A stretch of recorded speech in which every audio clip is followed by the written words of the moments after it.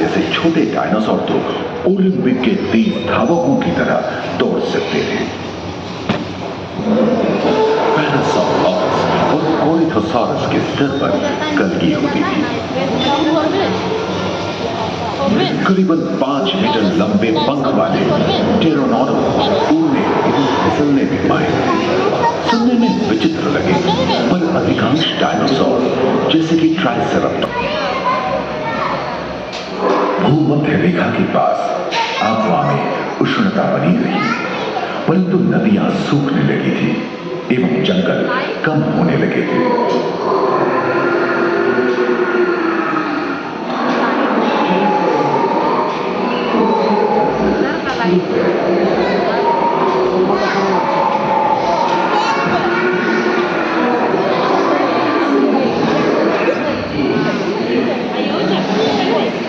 एकांत महादेश में जीव जंतुओं का विकास स्वतंत्र रूप से शुरू हुआ।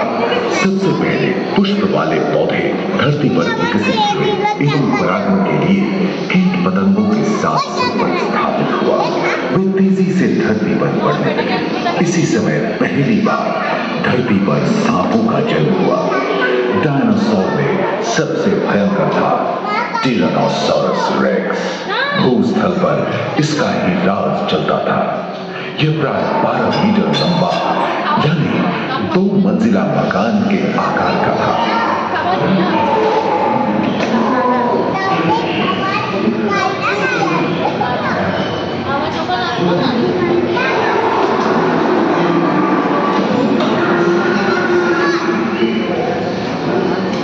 इनके हमले से बचने के लिए शाकाहारी एंकिलोसॉरस अपनी पूंछ के मुक्कर का इस्तेमाल करते थे। सभी डायनासोर प्राय 6.5 करोड़ वर्ष पहले ही विलुप्त हो चुके थे। एक अनुमान के अनुसार एक बहुत बड़ी रेखा पृथ्वी से जा टकराई, जिसके फलस्वरूप उत्पन्न धूल के विशाल मेघ ने हजारों वर्षों तक सूरज की किरणों को धरती पर पहुंचने से रोक दिया था। फलस्वरूप विशालकाय डायनासोर पर्याप्त आहार नहीं मिला।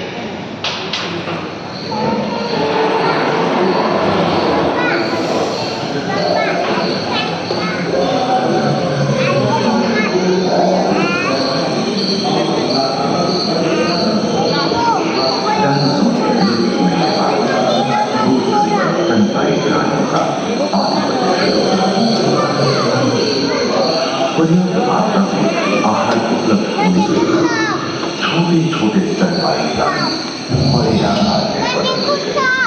इसी समय बड़े बड़े शाकाहारी एवं मांसाहारी स्तनपायी प्राणी पृथ्वी पर नजर आए। विश्व के जंगल हरे भरे हो गए।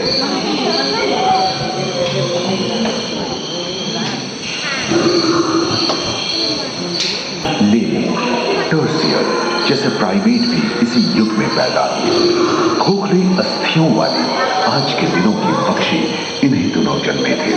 डायाट्राइमा जैसे बड़े एवं उड़ने में अक्षम पक्षी उन जगहों में रहते थे जहां मांसाहारी बड़े स्तनपायी प्राणी नहीं मिलते थे।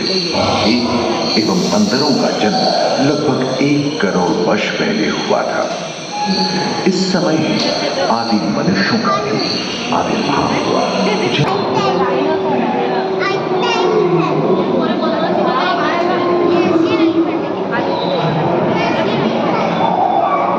पृथ्वी के लंबे इतिहास में झांके तो ऐसे कई मौके रहे हैं जब उत्तरी गोलार्ध के अधिकांश हिस्से बर्फ की चादरों से ढक गए थे, जो आइस एज के नाम से जाना जाता है।